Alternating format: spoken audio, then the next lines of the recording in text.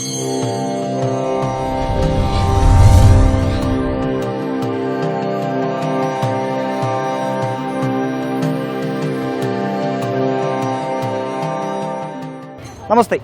വന്ദേ വിവേകാനന്ദം എന്ന പ്രത്യേക പരിപാടിയിലേക്ക് എല്ലാ പ്രിയ പ്രേക്ഷകർക്കും സ്വാഗതം. കന്യാകുമാരിയും വിവേകാനന്ദ പാറയിലെ ഈ സ്മാരകവുമൊക്കെ അറിയാത്ത കേൾക്കാത്ത മലയാളികളില്ല എന്ന് തന്നെ പറയാം. എന്നാൽ എനിക്ക് പിന്നിൽ കാണുന്ന ഈ ഭവ്യമായ മന്ദിരം ഈ ശ്രീപാദപ്പാറയിൽ നിർമ്മിക്കാൻ അതിനു പിന്നിൽ ത്യാഗോജ്വലമായ ചില പോരാട്ടങ്ങളുടെ ചരിത്രമുണ്ട്. ആ ചരിത്രമാണ് വന്ദേ വിവേകാനന്ദം പറയുന്നത്.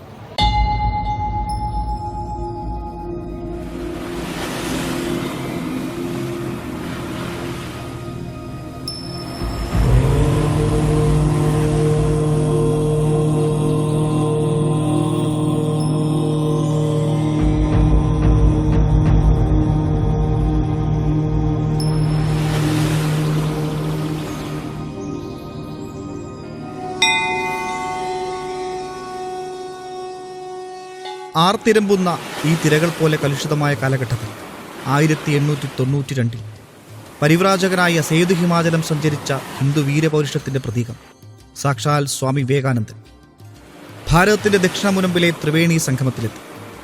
കന്യാകുമാരി ദേവിയെ തൊഴുത് അനുഗ്രഹം വാങ്ങിയ അദ്ദേഹം 3 സമുദ്രങ്ങളുടെയും സംഗമസ്ഥലത്ത് തലയുയർത്തി നിൽക്കുന്ന ശിലയിലേക്ക് നീന്തിക്കയറി. ആർത്തിരമ്പുന്ന സാഗര സംഗമസ്ഥാനത്ത് 3 ദിനരാത്രങ്ങൾ അദ്ദേഹം ഗാഠധ്യാനത്തിലായിരുന്നു. പരാശക്തിയുടെ പാദമുദ്ര പതിഞ്ഞ പാറയിൽ ധ്യാനത്തിലിരുന്ന സ്വാമിജിയുടെ മനസ്സിൽ 5000 വർഷത്തിലേറെ പാരമ്പര്യമുള്ള നമ്മുടെ രാഷ്ട്രത്തിന് സംഭവിച്ച മൂല്യച്യുതികൾ മിന്നിമറഞ്ഞു. ഭാരതം മഹത്വത്തിന്റെ കൊടുമുടിയിൽ നിന്ന് അധപ്പതനത്തിന്റെ ആഴങ്ങളിലേക്ക് വലിച്ചെറിയപ്പെട്ടതിന്റെ കാരണങ്ങൾ ദർശനം പോലെ മനസ്സിലാക്കിയ അദ്ദേഹം ആ ആത്മബോധത്തിന്റെ വെളിച്ചത്തിൽ പടിഞ്ഞാറോട്ട് യാത്രയായി. ആ യാത്രയാണ് ലോകത്തെ മുഴുവൻ അമ്പരിപ്പിക്കുന്ന ഭാരതത്തിന്റെ ആധ്യാത്മിക ആത്മാവിനെ തുറന്നു കാട്ടിയ ചിക്കാഗോ പ്രസംഗം വരെ നീണ്ടത്. I thank you in the name of the most ancient order of monks in the world.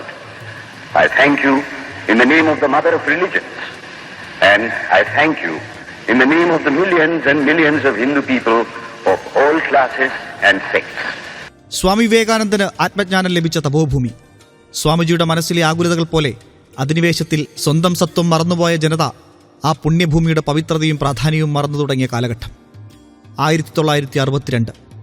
മനസ്സിൽ സ്വാഭിമാനത്തിന്റെ കനലുകൾ അണയാത്ത ഒരു കൂട്ടം ആളുകളുടെ ചിന്തയായിരുന്നു സ്വാമി വിവേകാനന്ദന്റെ ജന്മശതാബ്ദി ആഘോഷിക്കുന്ന ഇക്കാലത്ത് സ്വാമി തന്റെ ജീവിത ദൗത്യം കണ്ടെത്തിയ ശ്രീപാദപ്പാറയിൽ ഒരു സ്മാരകം നിർമ്മിക്കുക എന്നത്. അക്കാലത്ത് ഈ ആഗ്രഹം ഒരു സ്വപ്നം മാത്രമായി അവശേഷിക്കുകയല്ലാതെ പ്രായോഗിക തലത്തിൽ ഒരു ഇഞ്ച് പോലും മുന്നോട്ടു പോകാൻ കഴിയില്ല എന്ന ഉറപ്പുണ്ടായിരുന്നവർ രാഷ്ട്രീയ സ്വയംസേവക സംഘത്തിന്റെ സർസംഘചാലകായിരുന്ന മാധവ സദാശിവ ഗോൾവർക്കർ എന്ന ഗുരുജിയുടെ സഹായം തേടി നാഗപ്പൂരിലെത്തി. ആ ദിവസം മുതൽ കന്യാകുമാരിയുടെ തലവര മാറുകയായിരുന്നു. അവിടെ സ്മാരകം നിർമ്മിക്കാൻ രാഷ്ട്രീയ സ്വയംസേവക സംഘത്തിൻ്റെ മാർഗദർശനവും സഹായവും ആവശ്യമാണെന്ന് പറഞ്ഞ കമ്മിറ്റിക്കാർ സംഘത്തിൻ്റെ അന്നത്തെ സർസംഘചാലകനായ പരമപൂജനീയ ഗുരുജിയെ സമീപിച്ചത്. പൂജനീയ ഗുരുജി സംഘത്തിൻ്റെ അതേപോലെ സർ കാര്യവാഹകായിരുന്ന ശ്രീ ഏകനാഥജി റാണടെ ഞങ്ങൾ വിട്ടുതരാം. ഏകനാഥജി വന്നു. കന്യാകുമാരിയിൽ വന്ന കരയിൽ നിന്ന് പാറയിലെ കാര്യങ്ങളെല്ലാം കണ്ടു, കാര്യങ്ങൾ വിശദീകരിച്ചു. അദ്ദേഹം ചിന്തിച്ചു, വളരെ പെട്ടെന്ന് ഇതിനൊരു പരിഹാരം ഉണ്ടാകില്ല, പക്ഷേ വ്യാപകമായൊരു ജാഗരണം ഉണ്ടാകേണ്ടത് ആവശ്യമാണ് എന്ന് ചിന്തിച്ചുകൊണ്ട് അദ്ദേഹം 2 വ്യക്തികളെ ആദ്യമായി കാണാൻ തയ്യാറായി. അതിലൊന്ന് ഭക്തവത്സലത്തോട് വളരെ സ്വാധീനമുള്ള ആളായിരുന്നു അന്നത്തെ കാഞ്ചി കാമകോടി ശങ്കരാചാര്യ സ്വാമിജി. അദ്ദേഹത്തെ കണ്ട് ഈ ഒരു ഭക്തവത്സലത്തിൻ്റെ മനസ്സിൽ ഇതിനോടുള്ള എതിർപ്പിന് ഒരു പരിഹാരം കാണാനുള്ള സഹായം വേണം എന്നാവശ്യപ്പെട്ടിരുന്നു. അതോടൊപ്പം തന്നെ ഏകനാഥജി ആദ്യം ചെയ്ത് കൽക്കത്തയിൽ ചെന്ന് അന്നത്തെ ബംഗാളിൻ്റെ മുഖ്യമന്ത്രിയായിരുന്ന ശ്രീ ജ്യോതി ബാസുവിനെ കാണുകയും ജ്യോതി ബാസുവിൻ്റെ മനസ്സിൽ നമ്മുടെ സ്വാമി വിവേകാനന്ദൻ ഒരു വെറും ആധ്യാത്മിക നേതാവ് മാത്രമല്ല, അദ്ദേഹം ഈ നാടിൻ്റെ സ്വാതന്ത്ര്യ സമരത്തിനും എല്ലാം തന്നെ വളരെ പ്രേരണ കൊടുത്ത തലമുറയെ തന്നെ ഉണർത്തിക്കൊണ്ടുവന്നൊരു വ്യക്തിയാണ്, ലോക ആരാധനാണ്, ബംഗാളിയാണ്. അദ്ദേഹത്തിൻ്റെ ഒരു സ്മാരകം വയ്ക്കാനുള്ള എല്ലാ തരത്തിലുള്ള സഹായം വേണം എന്ന് പറഞ്ഞ് അദ്ദേഹം ജ്യോതി ബാസുവിൻ്റെ പിന്തുണ വാങ്ങി.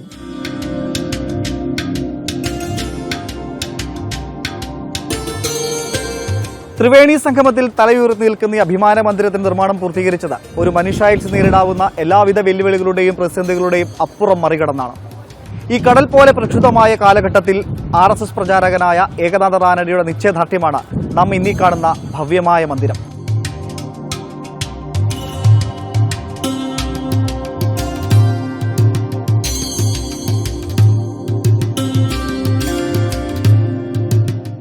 ശ്രീപാദപ്പാറയിൽ വിവേകാനന്ദ സ്വാമികൾക്ക് സ്മാരകം വരുന്നതറിഞ്ഞ് കന്യാകുമാരിയിലെയും കേരളത്തിലെയും ഒരു വിഭാഗം ക്രൈസ്തവർ ആ നീക്കത്തെ രാഷ്ട്രീയപരമായും കായികപരമായും നേരിടാനുള്ള തയ്യാറെടുപ്പുകൾ നടത്തി തുടങ്ങി. അതിന്റെ ഫലമായി തന്നെ ഒരു സുപ്രഭാതത്തിൽ ശ്രീപാദപ്പാറയിൽ വലിയൊരു കുരിശും പ്രത്യക്ഷപ്പെട്ടു. സ്വാമി വിവേകാനന്ദൻ്റെ ജന്മദിനമായിട്ടുള്ള ജനുവരി 12-ാം തീയതി ആ പാറയിൽ ഒരു ഫലകം സ്വാമി വിവേകാനന്ദൻ്റെ സ്മാരകം വരാൻ പോകുന്നു എന്നുള്ളൊരു ഫലകം ശ്രീ മന്നത്ത് പത്മനാഭൻ്റെയും എല്ലാം സാന്നിധ്യത്തിൽ അത് സ്ഥാപിക്കുകയുണ്ടായി.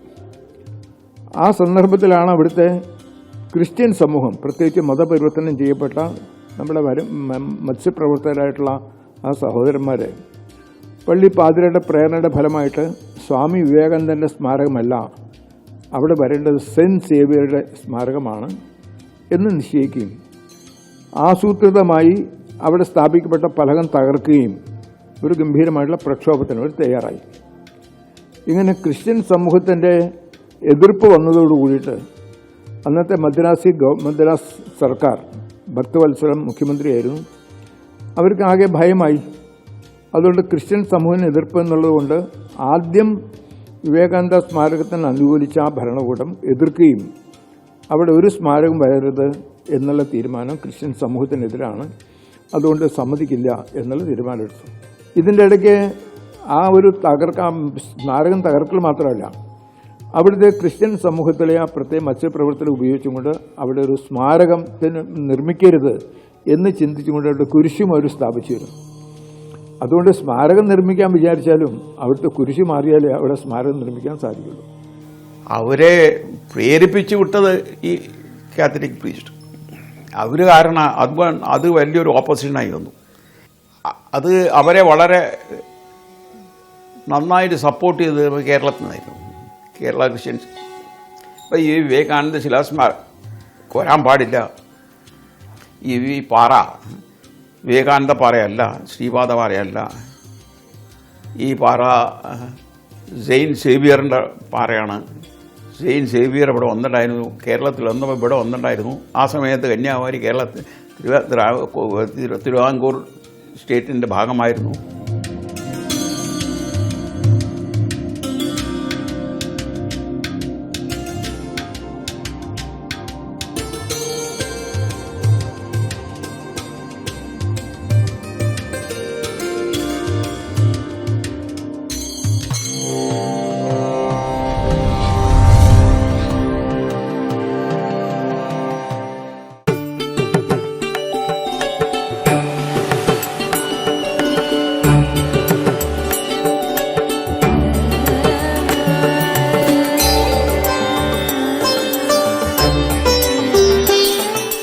ശ്രീപാദപ്പാറയിൽ ക്രൈസ്തവ വിഭാഗം കടന്നുകയറിയതോടെ കന്യാകുമാരി ദേവസ്വം വിഷയത്തിൽ ഇടപെട്ടു.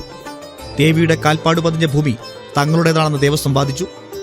ശ്രീപാദപ്പാറയിൽ ദർശനം നടത്താൻ ഭക്തർക്ക് സൗകര്യങ്ങൾ ഒരുക്കാനും കലങ്ങിമറയുന്ന കടലിൽ തോണി തുഴയാനും ആളുകളെ നിയോഗിക്കാൻ വിവേകാനന്ദ സ്മാരക നിർമ്മാണ സമിതിയുടെ തീരുമാനത്തെ ദേവസ്വം ബോർഡ് അംഗീകരിച്ചു. അങ്ങനെ മലബാറിൽ നിന്ന് ഒരു കൂട്ടം ചെറുപ്പക്കാർ കന്യാകുമാരിയിലേക്കെത്തി. അപ്പോൾ ആ സമയത്ത് നമ്മൾ കേരളത്തിൽ വിവാദ പ്രചാരക്കായിരുന്നു ഭാസ്കർറാവ് കുളമ്പെ. ഇവിടുത്തെ ആ സമയത്ത് തമിഴ്നാട് കേരള ഒരു പ്രാന്തമായിരുന്നു. അപ്പോൾ അന്നത്തെ പ്രാന്ത പ്രചാരക്ക് ദത്താജി ദിതോൾക്കർ മഹാരാഷ്ട്രൻ അദ്ദേഹമായിരുന്നു. ഭാസ്കർറാവ് കുളമ്പെ ആ ഭാഗത്ത് വിവാദ പ്രചാരക്കായിരുന്നു. രംഗാഹരി അവരെല്ലാം ഇതായിരുന്നു. നമ്മുടെ സേതുമാവൻജി എല്ലാവരും അത് സേതുമാവൻജി പ്രചാരക്കായിരുന്നു. അപ്പോൾ ഏകനായിച്ച് അവരായിട്ട് സംസാരിച്ചിട്ട് മലബാറിൽ നിന്ന് വടകര, കണ്ണൂർ ഈ ഭാഗത്തുനിന്ന് കടലിൽ ജോലി ചെയ്തിട്ടുള്ള ആൾക്കാരെ കുറേ പേരെ കൊണ്ടുവരുന്നു. ശരി, ഇവിടെ ബോട്ട് ഓടിക്കണ്ടേ, വണ്ടി ഇത് സാധനം കൊണ്ടുപോകണ്ടേ. അപ്പോൾ അവിടെ നിന്ന് ഒരു 28 പേര് അവിടുന്ന് കൊണ്ടുവന്നു. അവർ ഇവിടെ തന്നെ താമസിക്കാനൊക്കെ അറേഞ്ച്മെൻറ്റും ചെയ്തു. ആ സമയത്ത് വിവേകാനന്ദ കേന്ദ്രമൊന്നും ഉണ്ടായിരുന്നില്ല, ഈ ക്യാമ്പസ് കൂടി ഉണ്ടായിരുന്നില്ല, ഒന്നും ഉണ്ടായിരുന്നില്ല. പക്ഷെ അവർക്കെല്ലാം ടെൻ്റ് അടിച്ചിട്ട് ആ ബീച്ചിൽ താമസിക്കാൻ സ്ഥലം കൊടുത്തു.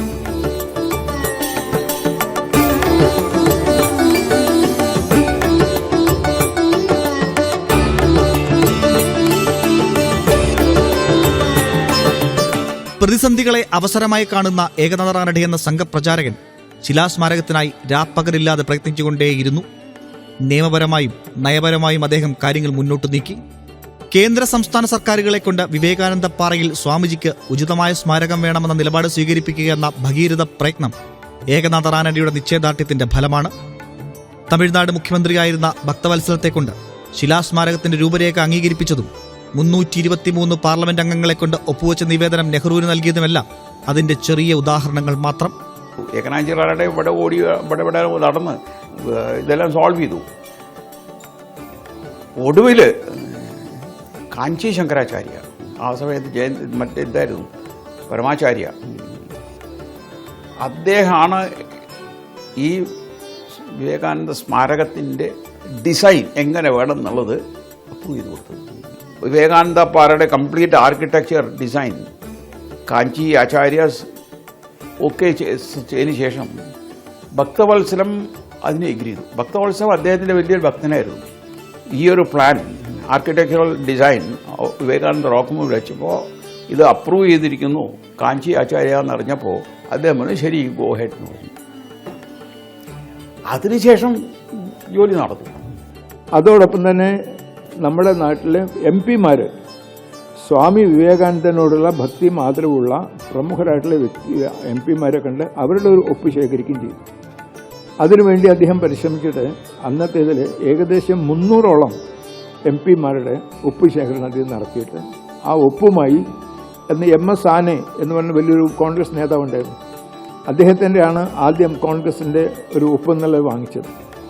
എല്ലാ ജാതി മത രാഷ്ട്രീയ ആൾക്കാരുടെയും പിന്തുണയോട് കൂടിയിട്ടുള്ള ഒപ്പ് ശേഖരിച്ച് അദ്ദേഹം പണ്ഡിറ്റ് ജവഹർലാൽ നെഹ്റുവിൽ സമർപ്പിക്കാൻ തയ്യാറായി. ഇത്രയും MP-മാരുടെ ഒപ്പോട് കൂടിയിട്ടുള്ള സ്മാരകം വരണം എന്ന് പറഞ്ഞപ്പോൾ സ്വാഭാവികമായിട്ടും നെഹ്റുവിനെ നിശ്ചയിക്കാൻ സാധ്യമല്ല. അതുകൊണ്ട് ആ സ്മാരകം നിർമ്മിക്കാനുള്ള അനുവാദം ആ തരത്തിൽ നേടിയെടുത്തു. പ്രവർത്തനങ്ങൾ മുന്നോട്ടു പോകും തോറും പ്രതിസന്ധികൾ മാല പോലെ വന്നുകൊണ്ടേയിരുന്നു. അവയെല്ലാം കൃത്യതയോടെ നേരിട്ട ഏകനാഥ റാനഡെ എന്ന സംഘാടകന്റെ മികച്ച സംഘടനാ പാഠവുമാണ് ഇന്ന് നാം കാണുന്ന വിവേകാനന്ദ റോക്ക് മെമ്മോറിയലും രാജ്യത്തുടനീളം പടർന്നു പന്തലിച്ച വിവേകാനന്ദ കേന്ദ്രവും. ഈ കടലിൽ പോയി ആ കുരിശ് മാറ്റണം എന്നുണ്ടെങ്കിൽ അതിന് തക്കമുള്ളൊരു സംവിധാനം ഉണ്ടാക്കണം. അതുപോലെ കടലിൽ ജോലി ചെയ്യുന്ന നമ്മളുടെ ധാരാളം സ്വയംസേവകർ കോഴിക്കോട് ഭാഗത്തുണ്ട്. അങ്ങനെയുള്ള ഒരു സെറ്റ് സ്വയംസേവകർ ഈ അവിടുന്ന് മാറിക്കഴിഞ്ഞാൽ പിന്നീട് അവിടെ സ്മാരകം നിർമ്മിക്കാൻ സർക്കാരിനെ കൊണ്ട് എന്തെങ്കിലും ചെയ്യിക്കാൻ സാധിക്കും. ആദ്യം അവിടുന്ന് കുരിശ് നിൽക്കേണ്ടത് ആവശ്യമാണ്. ഈ ഒരു കാര്യത്തിന് വേണ്ടി നമ്മുടെ ഒരു 10-15 സ്വയംസേവകർ കടലിൽ ജീവിച്ച് കടൽ മീൻ പിടിക്കാൻ പോകുന്നതായിട്ടുള്ള ആൾക്കാർ കോഴിക്കോട് വരികയും ഏകനാഥ് റാനഡെ ഈ ഒരു കാര്യത്തിനുവേണ്ടി ഒരു പ്രത്യേക പാറയും ഒരു ബോട്ടും എല്ലാം വാങ്ങിച്ച് തയ്യാറാക്കിയിരുന്നു. ആ ബോട്ടിൽ ഇവരെല്ലാവരും അർദ്ധരാത്രി പോയി അവിടുന്ന് കുരിശ് മാറ്റുകയും വരുമ്പോഴേക്ക് ധാരാളം ആൾക്കാർ ഇവരെ ആക്രമിക്കാനൊക്കെ തയ്യാറായി നിന്നിരുന്നു. പക്ഷേ സർക്കാരിൻ്റെ ഉചിതമായിട്ടുള്ള നടപടികൾ ഉടനെ തന്നെ 144 പാസ്സാക്കുകയും ആർക്കും പാറയിൽ പോകാൻ സാധിക്കാത്ത ഒരു പരിസ്ഥിതി ഉണ്ടാക്കുകയും ഒക്കെ ചെയ്തു കഴിഞ്ഞതിൻ്റെ ഫലമായിട്ട് ആ കുരിശ് എന്നുള്ളൊരു കാര്യം മാറി. പിന്നെ സ്മാരകം നിർമ്മിക്കാനുള്ള പരിശ്രമങ്ങളും കാര്യങ്ങളായിരുന്നു.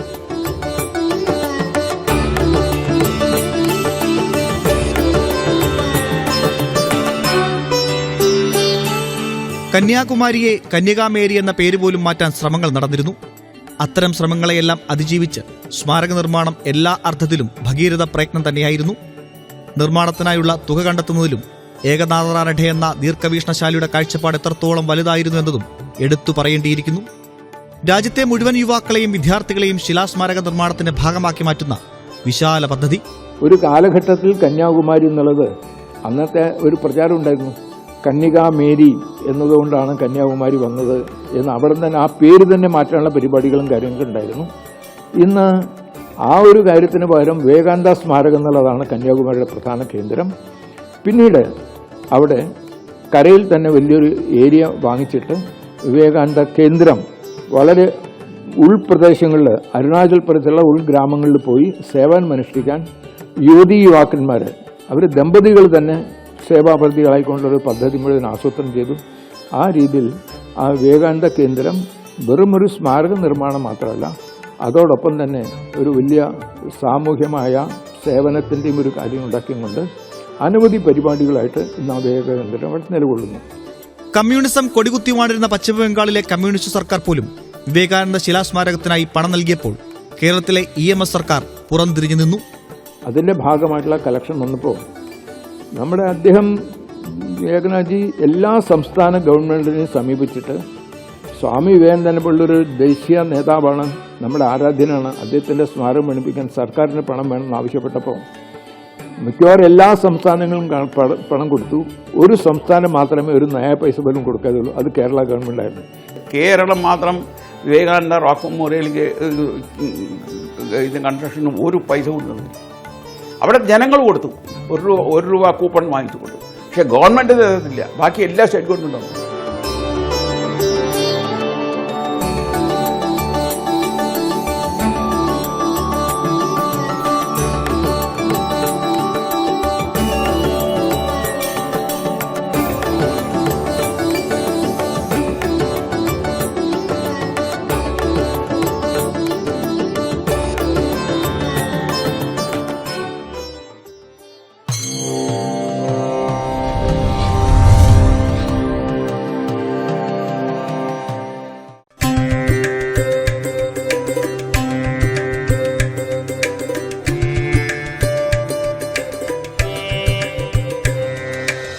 ആയിരത്തി 1962 മുതൽ 1970 വരെ നീണ്ടുനിന്ന പോരാട്ടങ്ങളുടെയും ത്യാഗത്തിന്റെയും ദിനരാത്രങ്ങൾക്കൊടുവിൽ കടമ്പകൾ ഏറെ കടന്ന് 1970 സെപ്റ്റംബർ 2 രാഷ്ട്രപതി വി ഗിരി വിവേകാനന്ദ റോക്ക് മെമ്മോറിയൽ രാഷ്ട്രത്തിന് സമർപ്പിച്ചു.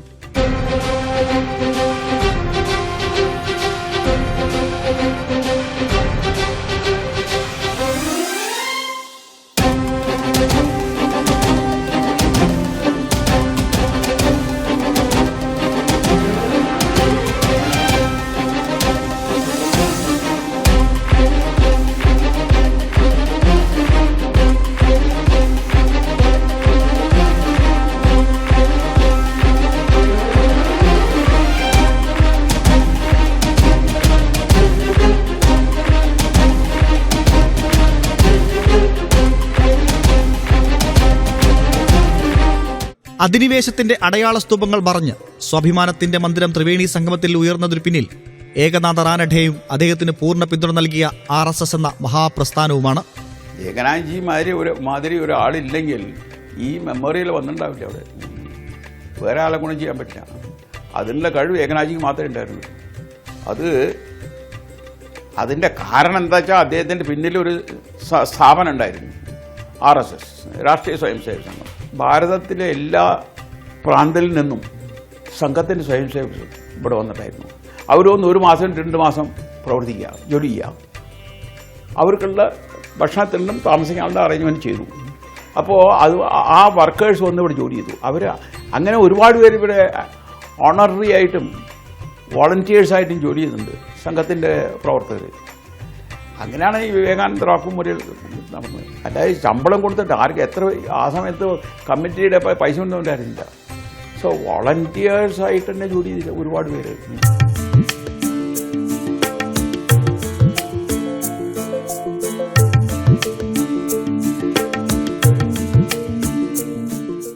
വിവേകാനന്ദ സ്വാമികളുടെ ദർശനങ്ങളും മഹത്വവും കേവലം സ്മാരകത്തിൽ മാത്രം ഒതുക്കുകയായിരുന്നില്ല ഏകനാഥ റാനഡെയുടെ ലക്ഷ്യം. സ്വാമിജി മുന്നോട്ട് വച്ച ചിന്താധാരയെ എല്ലാവരിലേക്കും എല്ലാ ഇടങ്ങളിലേക്കും എത്തിക്കാൻ വിവേകാനന്ദ കേന്ദ്രമെന്ന വലിയൊരു പ്രസ്ഥാനത്തിനും അദ്ദേഹം രൂപം നൽകി. ഏകനാഥ്ജി ഗുരുജി ഗോൾവാൾക്കർ സരസിംഗ് ജാദജിനോട് പറഞ്ഞു, ഇങ്ങനെയാണ് ഈ വിവേകാനന്ദ റോക്ക് മെമ്മോറിയൽ നമ്മൾ കെട്ടിയിട്ട് ഇങ്ങനെ വിട്ടിട്ട് ശരിയല്ല, ഇതിനൊരു കണ്ടിന്യൂറ്റി വേണം, അതിനു വേണ്ടി ഒരു സ്ഥാപനം വളർത്തിയെടുക്കണം, അതാണ് എല്ലാവരും പറയുന്നത്. അപ്പോൾ ഇതിൻ്റെ വിവേകാനന്ദ കേന്ദ്രം എന്നൊരു സ്ഥാപനം സ്ഥാപിക്കണം. അപ്പോൾ ഗുരുജി ആരും സംസാരിച്ച് ഗുരുജി അതിന് എഗ്രി ചെയ്തു. പക്ഷെ ഗുരുജി പറഞ്ഞു, ഇങ്ങനൊരു സ്ഥാപനം കെട്ടിപ്പടുന്നത് ഈസിയല്ല, വളരെ വളരെ കഷ്ടമാണത്. അതുകൊണ്ട് ഇതിൻ്റെ ഫുൾ റെസ്പോൺസിബിലിറ്റി അങ്ങ് തന്നെ എടുക്കണം. അങ്ങനെ ഏകനാഥ്ജിയെ സംഘത്തിൽ നിന്ന് ഏകനാഥ്ജി ഈ ജോലിക്കായി വിട്ടു.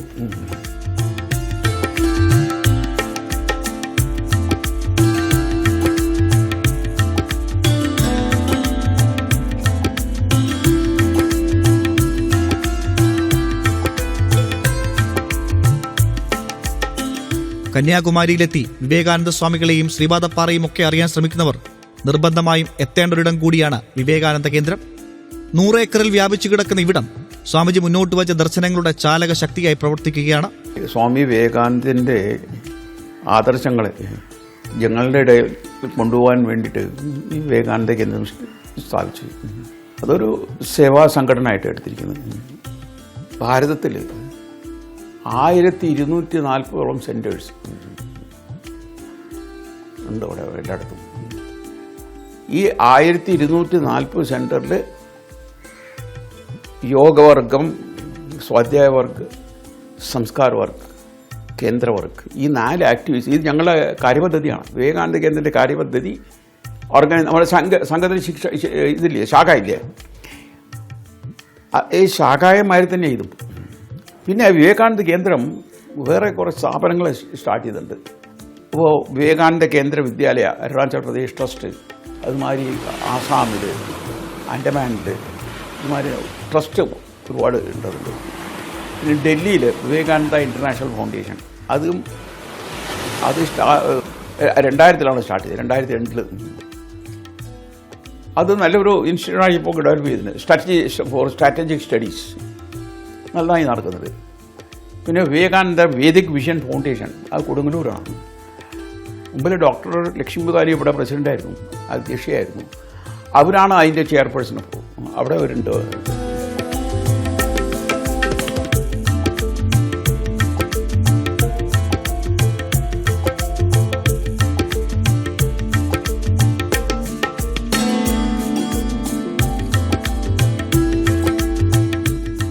കന്യാകുമാരി കേവലം ഒരു വിനോദസഞ്ചാര കേന്ദ്രമെന്ന ലേബൽ ചെയ്യപ്പെടേണ്ട ഇടമല്ല.